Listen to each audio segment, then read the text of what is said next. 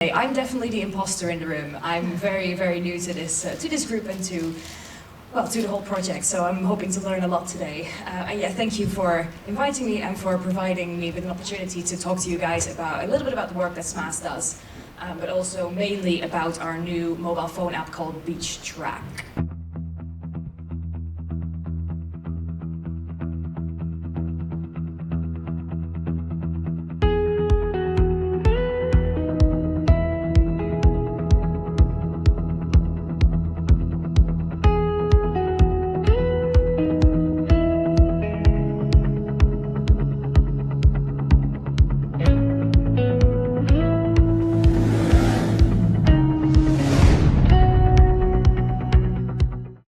Realistically, I could talk to you about the work that we do for each of these individual components of work that we do.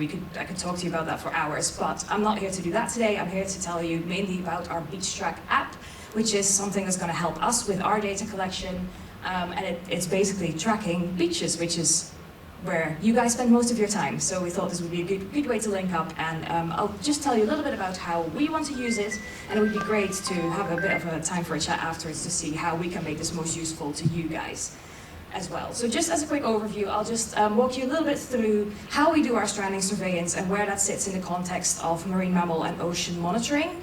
And I'll explain a little bit about the complexities with this strandings data collection, because before an animal becomes a data point in our database, it actually goes through quite a few steps, each of which we lose a little bit of information.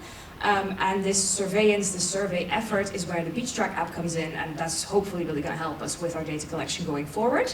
So I focus the main part of this presentation on the BeachTrack app, what it is, what's it for. I'll walk you through the interface a little bit, and I'll sort of give you an example of how that is going to help us with our data collection, and then hopefully at the end we can talk about how can this help you guys, and how can we maybe even make adaptations to the app, which means that it will be more useful to you than it might be at the moment. Now, I don't think I really have to introduce marine mammals to this crowd. They are very charismatic. They come in various different shapes and sizes. There's about 20 to 25 species that regularly visit the waters around Scotland. And they're also apex predators, which means that they feed at the top of the food chain. And that makes them a really good indicator for marine ecosystem change, because if anything happens at the bottom of the food chain, that will be reflected up in the top. So they're a very good indicator for general ocean health, which is why we're interested in looking at them.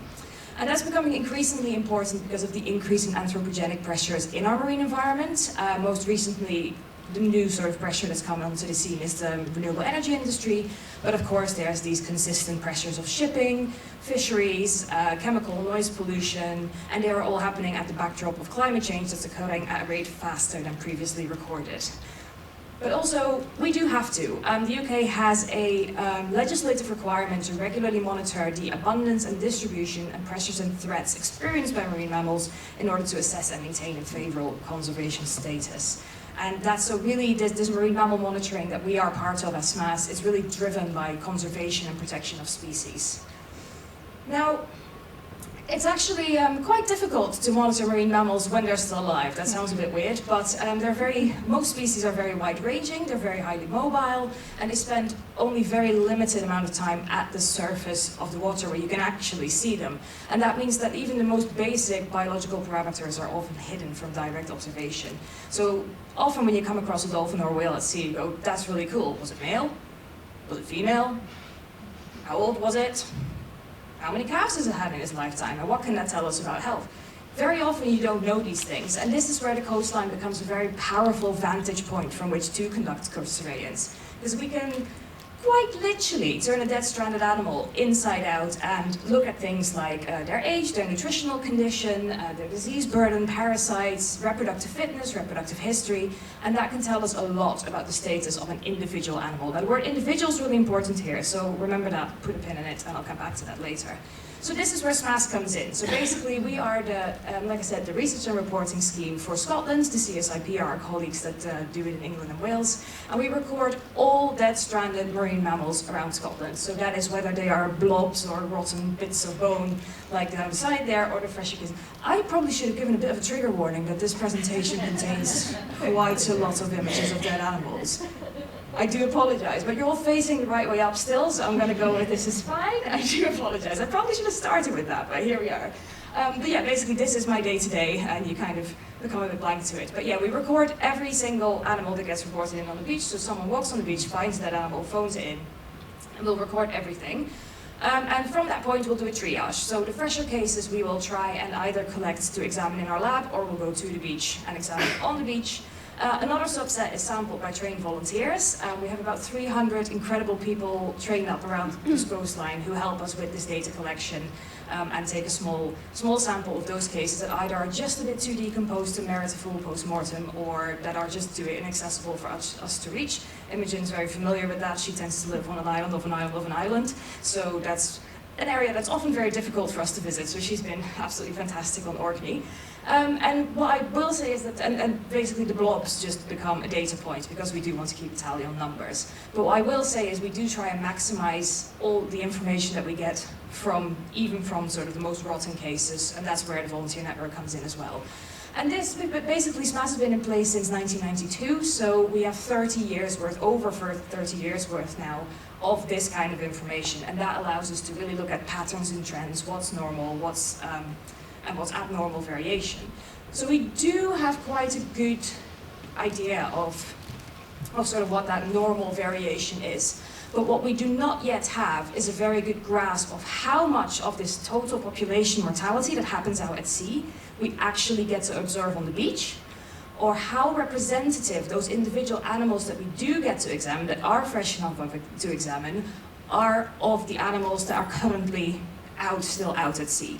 And the reason we don't know that is because actually the process by which an animal strands and becomes a data point is quite complicated. So let me walk you through that in the most basic form.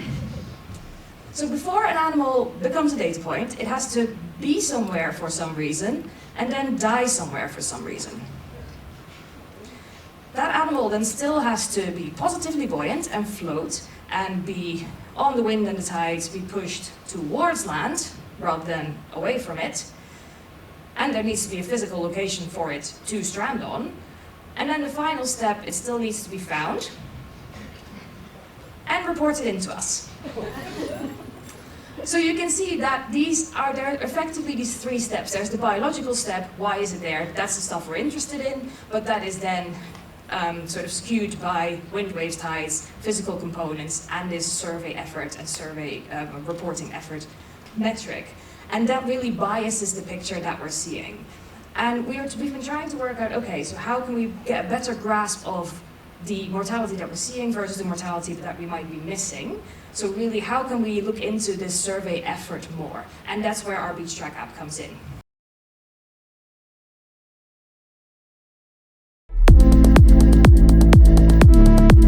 Ever wanted to help collect data that could contribute to important science into ocean health?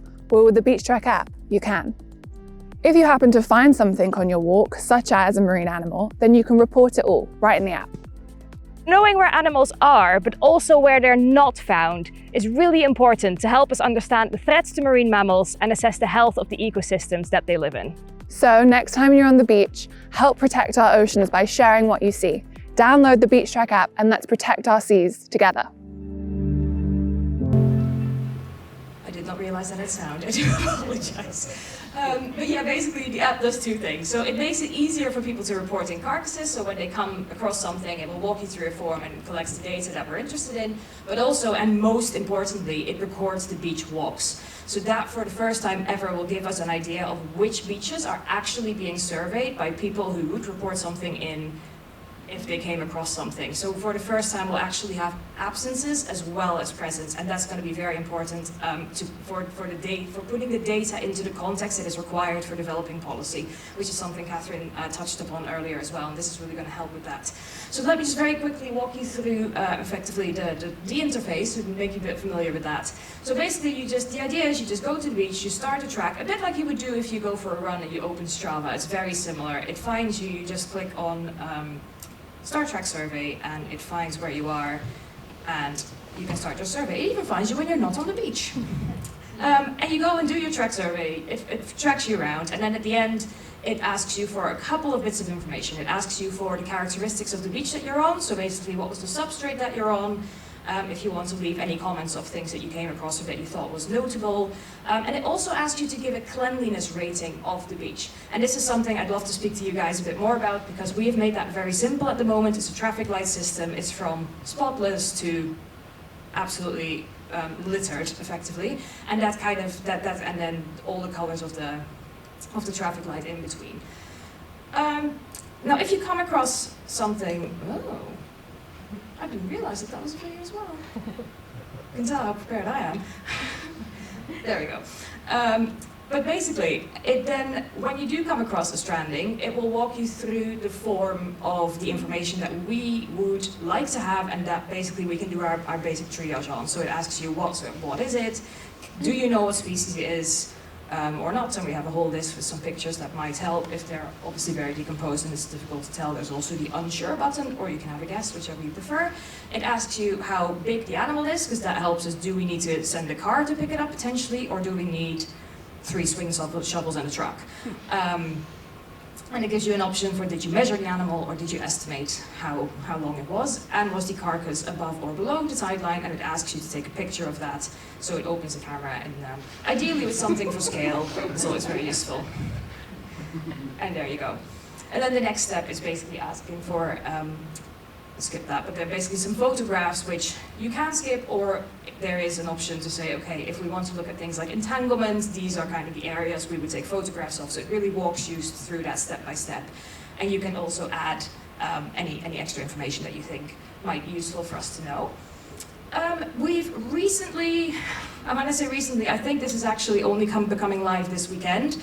We've implemented a badge system, because apparently people like to collect badges, and people like to compete with each other and themselves. And I thought initially, when the app developers were developing this with Flumens, and when they said you should do something like that, I thought, that's not going to drive anyone. And it turns out, when I took that screenshot, I noticed I was bumped from 5th to 8th, and I went, hang on a minute. So even, I don't think I was competitive. Turns out I am, and I'm quite annoyed that I've been bumped to 8th, so I'll be doing some beach walks this weekend. But yeah, we have basically monthly, annually, and all-time leaderboards, and I do challenge everyone to catch George McClay. George McClay is a retired naturalist, and he lives on Rosemarkie Beach, and he walks his dog on Rosemarkie Beach 3 times a day, and he does BeachTrack, and he was one of our beta testers. So he's been doing this since the app first came into development, and when we said we're now launching it, he's like, well, I don't want my data to get lost. So we said, sure, we'll carry that over. Turns out I don't think he's catchable now, because he's been doing this for years. But yeah, challenge accepted, anyone? Would be great. Anyway, all that data lands into all goes to beachtrack.org, and it sort of provides this interactive map, so you can have a look at where things got reported from, what that looked like, but also these beach health is what we call it, which is this cleanliness rating. And it kind of gathers from everywhere where, this just shows you the map for the last 6 months, and it basically just tells you, okay, this is where people have been walking, and this is where they've left a rating, so you can really keep an eye on, okay, where are these beaches that are most littered, and also gives it a timestamp. So if someone reports in a spotless beach on day 1 and a very littered beach on the next day, then that gives us some information. So yeah, basically in a nutshell, that was kind of the interface, just to sort of give you an idea, but I suggest you download it and have a look at it and see what you like about it and not like about it, and let me know. But yeah, for us it's really to inform where people are searching on beaches, and really to contextualize that strandings data. So I'll give you a bit of an example of how that could help. There's several reasons and drivers for having that sort of information, for knowing where people are, but it always helps to have a bit of an example. So more dead pilot whales coming, I'm afraid. But yeah, as I mentioned, the 2 largest mass strandings of pilot whales since 1930s have happened in Scotland. First in 2023 on the Isle of Lewis, where 55 individuals were found, and the second one on Sanday, where 77 animals were found in July 2024. Again, this year we've had a mass stranding of longfin pilot whales on Sanday again, and there was 23 individuals. Now, what these events all had in common is that all these pilot whales were found, the two events. Let's start with the biggest 2 events in 2023 and 2024. What they had in common is that most of the animals were dead when they were found, but there were still a couple of them alive. They had stranded fairly recently. The ones in this year actually were quite decomposed when they were found already. So, but they were in a very similar formation, so we think that they actually stranded together, like the mass stranding where they were on that beach, but they just hadn't been found for quite a few days. Now, what the beaches that these animals were on had in common is that they were all on these sloping, fine, sandy, well, very fine sandy beaches in highly tidal areas, and they were both in July. Now I say this, I think actually this year was August, wasn't it? But it was basically, it was start of August. It's that sort of summertime area when we see an increase in pelagic delphinids anyway, so they are coming closer to shore in this time of year. Now, if we know that if basically people have been reporting these characteristics on these beaches, and we know that this is a time where these kind of events are at risk, we can do more targeted surveillance in those areas. So we can hopefully prevent these mass strandings become mass mortalities in the future, or if they do become mass mortalities, at least we'll be there quick enough so we can do the examinations and really make sure that we find out why these events happen. Because when animals strand in a condition like that, there's very little we can do from an investigative perspective, because most of your diagnostics just are decomposed along with the whales themselves. So that's kind of one example. Another example is if we really want to trace these sources of mortality, and I'm actually really pleased that there was a bit of a conversation already going on about drift. Carcass drift is something we think about a lot. Plastic drift. So the sources of, for us, mortality, the sources of where does this litter come from. And there are drift models that you can kind of tease some information into, but they really need some parameters that are a little bit better and a little bit more finer scaled. Now, I don't know if you maybe recognize this picture, but this is Lulu. And Lulu was one of the last members of the West Coast community, of which we currently only have Jongo and Aquarius left. Lulu was she was found stranded on Tairi in January in 2016, and she was basically the poster girl for everything that's wrong in the seas. But mainly, she was entangled. She had died of an entanglement. And when something like that happens with Lulu or with any other entangled whale that we see, often the question is, because often they strand without the actual material still stuck on them. So we want to know, okay, where did this happen? Was this active gear? Was this ghost gear? It's often very hard to tease apart. But if we can work out where this animal had come from, where they actually died, then that gives us a much better idea of what potentially the source of this mortality was. And with carcass drift models, a day can make a difference. So if we know that an animal is found on that day and it definitely wasn't there the day before, and then you can basically make the difference between did this animal strand over here or did it strand way, way, way offshore. So these are kind of just two practical applications of how we would like to use this information, of how likely is it that we would detect a carcass on certain stretches of beaches, and it all feeds into that evidence base. If you know what's normal, you can detect what's abnormal, but you need to know what's normal first. So yeah, that really brings me to the end. So like I say, it's really for us, for contextualizing our strandings. But we're very open to also include other species or anything else that anyone else would be interested in. At the moment, we just have basically the species we're interested in, and then we have other. And like I say, that cleanliness rating at the end, which may be good for people like yourselves to sort of target your beach cleans, like, okay, we regularly have things strand here. I was just thinking, as Vicky and Catherine were saying about the sort of the mainland and it's skewed towards one thing. Well, let's put our data sets together and have a look where, okay, where do we have people walking beaches and reporting things in from? Where do you have people walking beaches? Can we combine that when your sort of people are going to do your survey? Could they also quickly say, hey, BeachTrack, we know that there was no dead marine mammals here as well. I think there's a lot of collaboration that can be done, and I'm really looking forward to the conversations today, because I think this can only be a win-win. So thank you.